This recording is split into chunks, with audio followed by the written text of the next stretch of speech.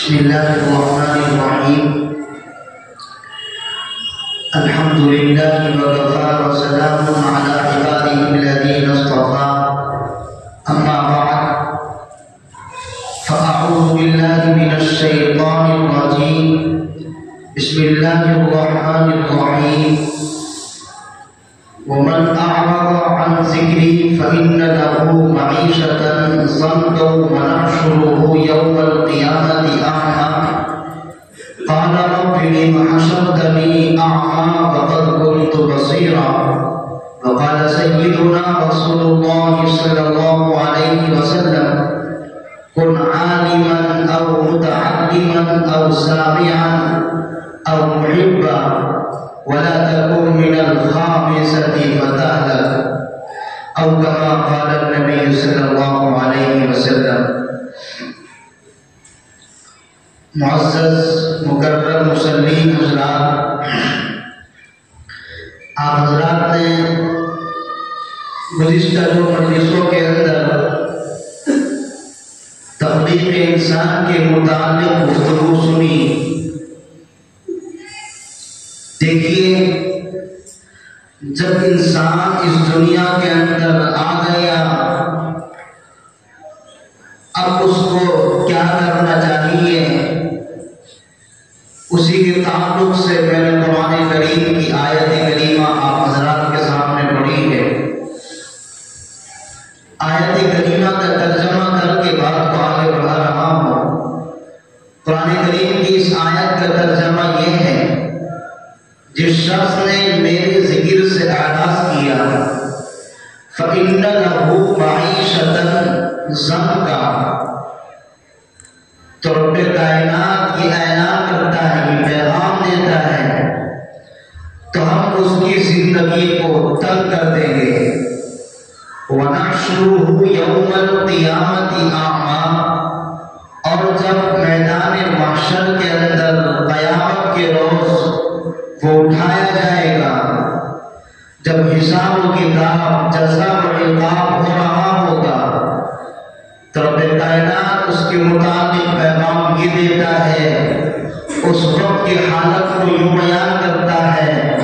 وَنَحْشُرُهُ يَوْمَ الْقِيَامَةِ أَعْمَى، اور جب ہم اس کو اٹھائیں گے تو ہم اندھا اٹھائیں گے۔ پھر رب کے سامنے جب وہ حاضر ہوگا اندھا بن کر کے، نابینا بن کر کے، وہ رب سے کہے گا قال رب لم حشرتنی اعمی، اے رب تو نے تو مجھے اندھا اٹھایا ہے، مجھے نابینا اٹھایا ہے، حالانکہ وقد كنت بصیرا، میں تو دنیا کے اندر دیکھنے والا تھا، دنیا کے اندر تو نے مجھے آنکھیں عطا کی تھی، میں دنیا کی رہنائیاں اور دنیا کی حکمیں اور دنیا کے عجائب اور دنیا کے عجیب و غریب نظارے تو دیکھنے والا تھا، لیکن آج جب تو نے مجھے اٹھایا ہے تو میں تو نابینا ہوں، مجھے نظر نہیں آتا۔ دیکھیے مفسرین نے اس تفسیر کے، اس آیت کریمہ کی تفسیر کے اندر ذکر سے مراد قرآن کریم کو لیا ہے، رب کائنات کے پیغام کو لیا ہے، شریعت مطہرہ کو لیا ہے۔ آقا علیہ السلام جو طریقے ہمیں دے کر کے گئے اور جن کے بارے میں قرآن نے کہا وَمَا آتَاكُمُ الرَّسُولُ فَخُذُوهُ، رسول اکرم صلی اللہ علیہ وسلم جن باتوں کا کرنے کا حکم تم کو دے فَخُذُوهُ، تم ان باتوں کو کرو، وَمَا نَهَاكُمْ عَنْهُ فَانْتَهُوا، اور جن باتوں سے تم کو نبی اکرم صلی اللہ علیہ وسلم منع کر دیں ان کاموں سے باز آ جاؤ۔ اس لیے مفسرین نے آیت کریمہ کی تفسیر کے اندر ذکر سے مراد علم قرآن، علم حدیث، شریعت مطہرہ مراد دیا ہے۔ دیکھیے ہم اب اس آیت کریمہ کی تفسیر کے اندر مزید جاتے ہیں تو آقا علیہ السلام کا فرمان خیرکم من تعلم القرآن وعلمہ، بالکل صاف صاف یہ نظر آتا ہے کہ آقا علیہ السلام نے ایمان والوں میں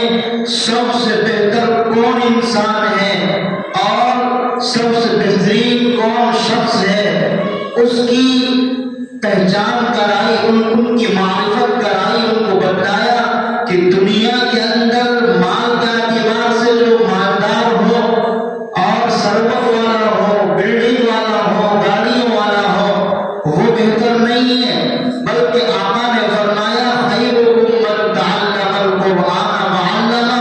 تم میں سب سے بہتر شخص وہ ہے جو قرآن کریم کو سیکھے اور سکھائے۔ مزید احادیث کے اندر علم کی فضیلت کے تعلق سے قرآن کریم کے تقدس، قرآن کریم کی محافظت کی وجہ سے ہمیں حدیث کے اندر باتیں ملتی ہیں۔ آقا علیہ الصلوۃ والسلام صحابہ کے درمیان بیٹھے ہوئے ہیں، آقا علیہ الصلوۃ والسلام اپنے ساتھیوں کے ساتھ میں مجلس کے اندر تشریف فرما ہے، آقا علیہ الصلوۃ والسلام اعلان کرتے ہیں کن عالما او متعلما او سامعا او محبا ولا تكن من الخامسة فتهلك۔ آقا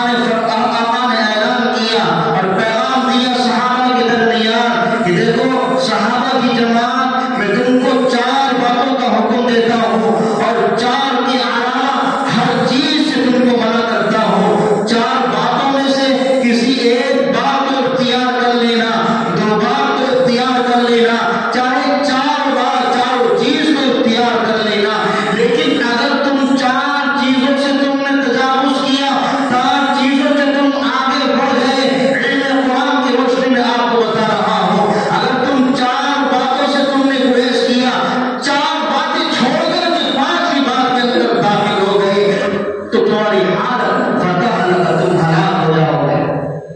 آقا علیہ الصلوۃ والسلام نے پیغام دیا کن عالما، تم عالم بن جاؤ، علم دین سکھانے والے بن جاؤ، علم دین کو پڑھانے والے بن جاؤ۔ اب پڑھانا صرف یہ نہیں کہ آپ بڑی بڑی کتابیں پڑھائیں، نہیں، بلکہ اگر کوئی انسان الف اور با تا، یہ جو سب سے پہلا درجہ ہوتا ہے علم حدیث کا، علم قرآن کا، اگر کوئی انسان اس کو پڑھاتا ہے، اس کے لیے بھی رب کائنات نے اسی فہرست کے اندر اس انسان کو شمار کیا ہے۔ تم عالم، تم عالم بن جاؤ، علم دین کو سکھانے والے بن جاؤ، لیکن اگر تم پر علم دین نہیں آتا، تم نے علم دین سیکھا نہیں، بھئی سکھاؤ گے کب؟ جب علم دین سیکھو گے، لیکن علم دین سیکھا نہیں۔ دوسری چیز میرے اور آپ کے محبوب جناب محمد رسول اللہ نے ارشاد فرمائی او متعلما، علم کو سیکھنے والے بن جاؤ۔ دیکھیے اس حدیث کے اندر جو پہلے 2 جز آقا علیہ الصلوۃ والسلام نے بیان کیے ہیں، مزید احادیث کے اندر ارشاد ملتا ہے خیرکم من تعلم القرآن وعلمہ، قرآن کو سیکھنے والا، سکھانے والا، سب سے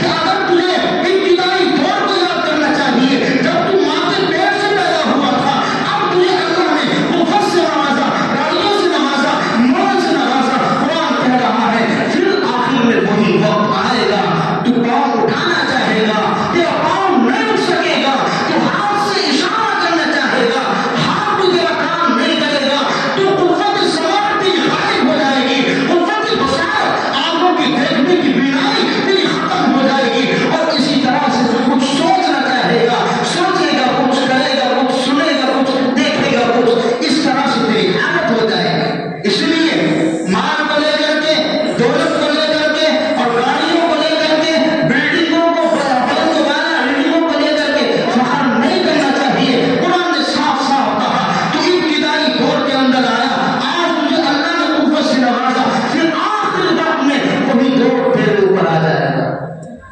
میرے بھائیوں، آقا نے کہا کن عالمن اور متعلمن، تم علم دین کو سکھانے والے بنو. علم دین نہیں سکھا سکتے، پہلے سیکھو. متعلمن اور متعلمن، تم علم دین کو سیکھنے والے بن جاؤ. تیسری چیز میرے آپ کے محبوب جناب محمد رسول اللہ صلی اللہ علیہ وسلم نے ارشاد فرمائی او سامعا، آپ ذہن کے اعتبار سے مضبوط نہیں، آپ ذہن کے اعتبار سے محفوظ نہیں، آپ کی قوت سماعت اور آپ کا حافظہ کمزور ہے، تو ایک کام کرو، آپ کا پیغام دے رہے ہیں، ان دونوں کی باتوں کو سننے والے بن جاؤ، ان دونوں کی باتوں کو سننے والے بن جاؤ. آپ سن بھی نہیں سکتے، کان خراب ہے. او محبن، ان تینوں طبقوں سے محبت کرنے والے بن جاؤ. لیکن اگر آپ نے چار طبقوں میں سے کسی طبقے میں اپنا شمار نہیں کرایا تو ایسا نہ کرنا کہ تم پانچویں طبقے کے اندر آ جاؤ، پانچویں جماعت کے اندر آ جاؤ. صحابہ بیٹھے ہوئے ہیں، آقا علیہ الصلوۃ والسلام صحابہ معلوم کرتے ہیں یا رسول اللہ پانچواں طبقہ کیا ہے، پانچویں جماعت کیا ہے، پانچویں چیز کیا ہے. آقا علیہ الصلوۃ والسلام پیغام دیتے ہیں فتح ہلاکت کس کے لیے مقدر، کون سا طبقہ ہے. آقا نے اعلان کیا، پیغام دیا کہ اگر سب سے پہلی جماعت کے اندر میں شامل ہوئے، چار طبقوں سے ہٹ کر کے زندگی گزارو گے، علماء کی مخالفت کرو گے، ائموں کی مخالفت کرو گے، اور اسی طرح سے علم دین کو سیکھنے والے سکھانے والے ان کا ادب احترام نہیں کرو گے، تو آپ پانچویں طبقے کے اندر آ جاؤ گے. اب میں یوں نہیں کہوں گا کہ عالم اس کو کہا جاتا ہے جو بلند مقام، بلند والا مرتبے والا ہو، مقام والا ہو، علم والا ہو. نہیں، اگر کسی کو ایک سورت بھی آتی ہے قرآن کریم کی، اس کی بھی اطاعت اور اس کا بھی ادب کرنا ہر انسان کے لیے ضروری ہے. کیوں؟ اس نے احکم الحاکمین کے قرآن کی ایک سورت کو اپنے سینے کے اندر بسایا ہے. ناظر ہو، اس کی بھی اہمیت یہی ہے، اور اسی طرح سے عالم ہو، اس کی بھی اہمیت یہی ہے. اس لیے ہمیں چاہیے ہم چار